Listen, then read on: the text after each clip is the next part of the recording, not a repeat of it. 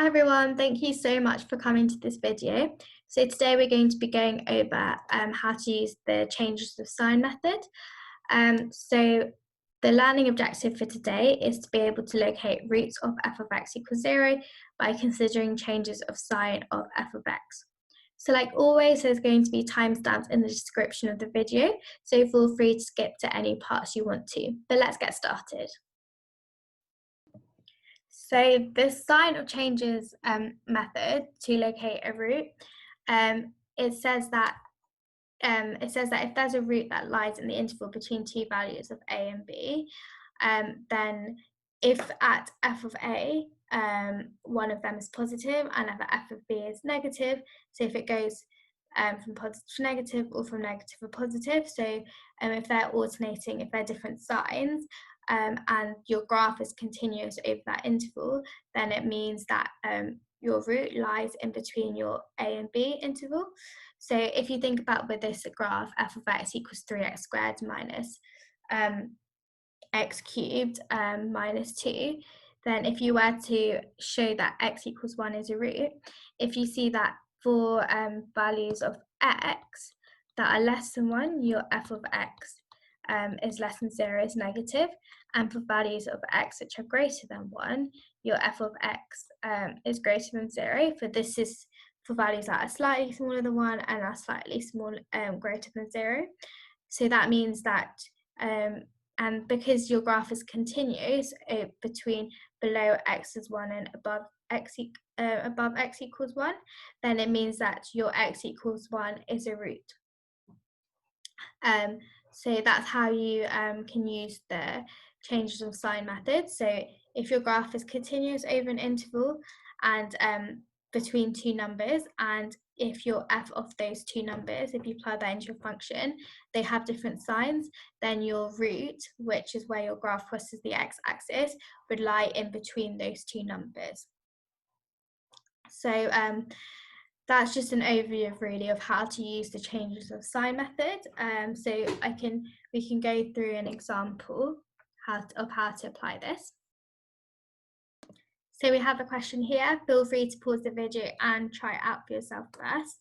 So we want to show that x to the power 4 plus 3x minus 5 equals 0 has a root in the interval between 1.1 and 1.2. So all we want to do is we just want to plug in, we want to first find f of 1.1. So if we plugged in 1.1 into our equation, and you plug that in your calculator, you should get that equal to minus 0.2359. And now if we were to do f of 1.2, and if you just plug that into your equation and then plug that back into your calculator, you should get that is equal to 0.6736. And because there's a change of sign,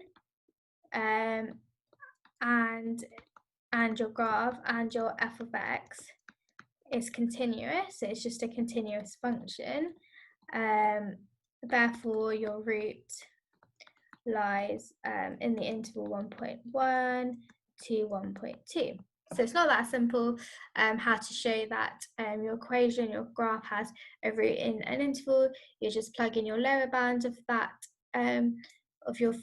into your function and the upper bound, and if that's show that there's sign change, and if your graph is continuous, then your root would lie in between those two numbers. So let's move on to how this method could fail and what you need to be careful with when dealing with that. So the change of sign methods could fail if the interval that you're testing is too large to capture all the roots and your sign changes. So for example, if we had this graph here and we were to test if there was a root in between 0.5 and 1.5, if you were to plug in f of 0.5, you'd see that you'd get a positive value, a number greater than 0. And if you were also to test f of 1.5, you'd also get a positive value, value greater than 0.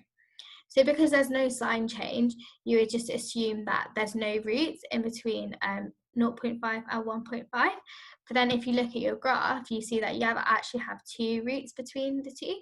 But just because for those 2 values that you've happened to choose, you're getting positive values for both of them.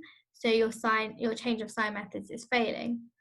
So in order to make sure this doesn't happen, you need to choose a smaller interval. So if you were to choose for this root here, you would want to do a value slightly above and slightly below. And for this second root here, you're going to do slightly below and slightly above.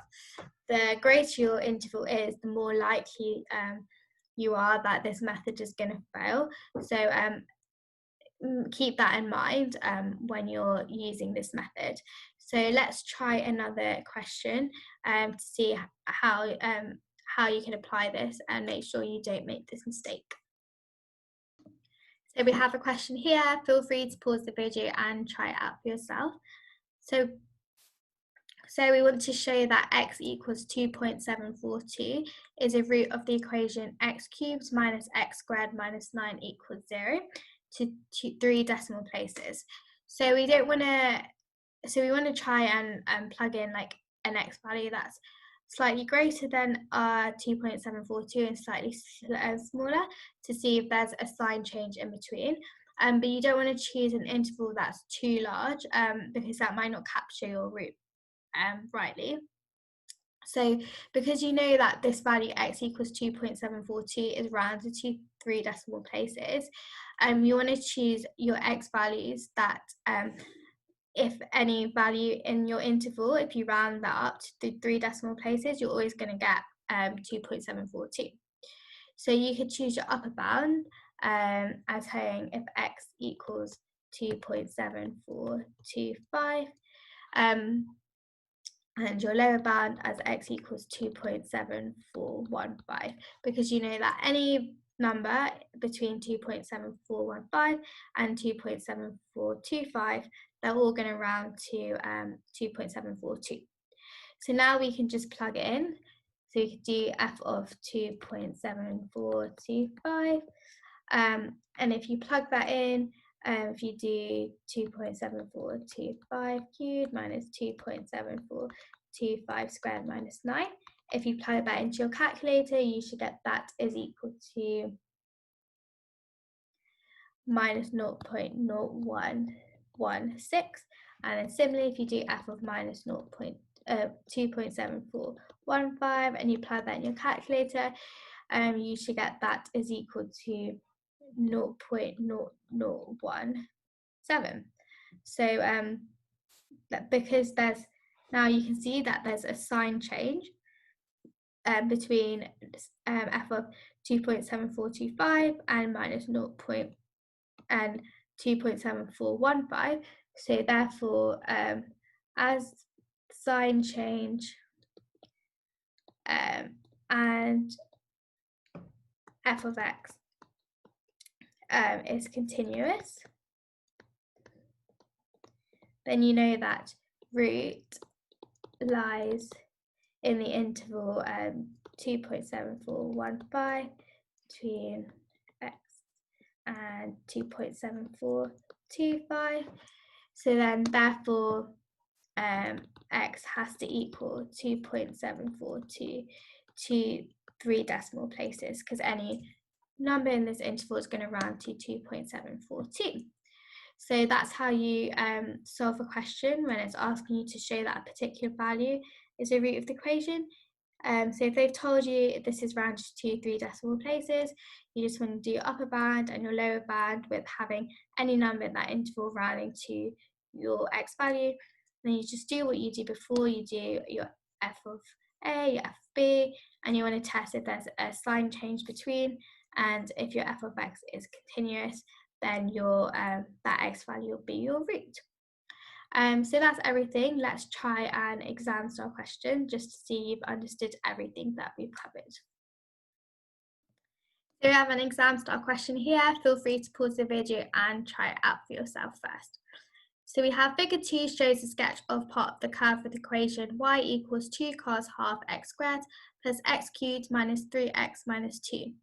The curve crosses the x-axis at the point Q and has minimum turning point at R. So we want to show that the x-coordinate of Q lies between 2.1 and 2.2. So we just want to find f of 2.1 and f of 2.2 and see if there's a sign change between the two. So if we do when x equals 2.1, then our y is just equal to 2 cos a half times 2.1 squared plus 2.1 cubed minus 3 times 2.1 minus 2. And if you apply that in your calculator, you should get that is equal to minus 0.2240, etc. And if you were to do x equals 2.2 and plug that in to get y equals 2 cos a half times 2.2 squared plus 2.2 cubed minus 3 times 2.2 minus 2, and you plug that in your calculator, you should get that is equal to 0.5464.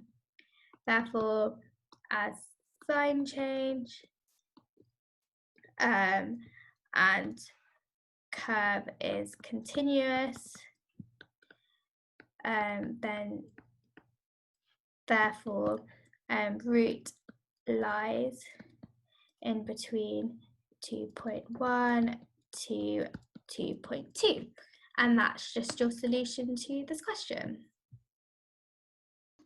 So that's everything. Thank you so much, everyone. Hope you found that useful, and you can now locate roots using the changes of sign method.